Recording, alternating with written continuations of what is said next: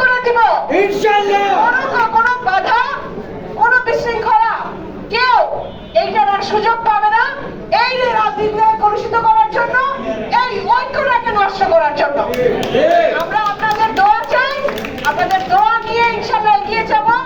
অবশ্যই দোয়া করবেন আপনাদের সবার বোন হয়ে সংসদে যেন আপনাদের জন্যই কথা বলতে পারি, সারা বাংলাদেশের সবার জন্য কথা বলতে পারি, এবং সর্বোপরি যাদেরকে নির্যাতন করা হয়েছে, গুম করা হয়েছে, খুন করা হয়েছে, যারা শহীদ হয়েছেন, জুলাই পর্যন্ত আহত হয়েছেন, যারা কারা নির্যাতিত ছিলেন, আমার মনে হয় না এখানে কেউ আছেন যারা কোনোদিন বাড়িতে থাকতে পারছেন, যাদেরকে জেলে হাজতে ধরা হয় নাই। আমার পাশে আমার আনোয়ার ভাই অনেক সিনিয়র, কিন্তু জেলখানাতে তাকে কিভাবে বসিয়ে রাখা হতো, কিন্তু তখন ডান্ডা বেরি পড়া ছিলেন, এরকম আমাদের সকল নেতা কর্মী ছিলেন। এই কষ্টের দিনগুলো তো আমরা ভুলবো না। এখন আপনারা মনে করেন যদি কেউ খুব সুফি হয়ে গেছে, কোনো দল এসে বলতেছে তারা খুব ভালো কাজ করতেছে, তাহলে বিগত 17 বছর আমার দলের মানুষ কি করছে?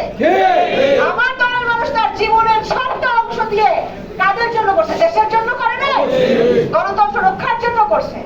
ইনশাআল্লাহ আমরা একত্রিত থাকবো, আমার ভাই সহ আপনারা যত নেতৃবৃন্দ আছেন, আমাদের নেতারা কর্মীরা সবাইকে নিয়ে আমরা একসাথে শক্তিশালী ভাবে একটা ঢাকা বড় তৈরি করব, যেখানে আর কেউ, আর কোন দল, সুবিধাবাদী দল যারা বাংলাদেশের পক্ষে শক্তি না, যারা বাংলাদেশের হয়ে কাজ করেনি, গণতন্ত্রের জন্য কাজ করেনি, তারা যেন কোনো বিশৃঙ্খলা সৃষ্টি করতে না পারে, এই ঐক্যকে কোনোভাবেই তারা ধ্বংস করতে না পারে। আমরা একসাথে কাজ করে যাবো।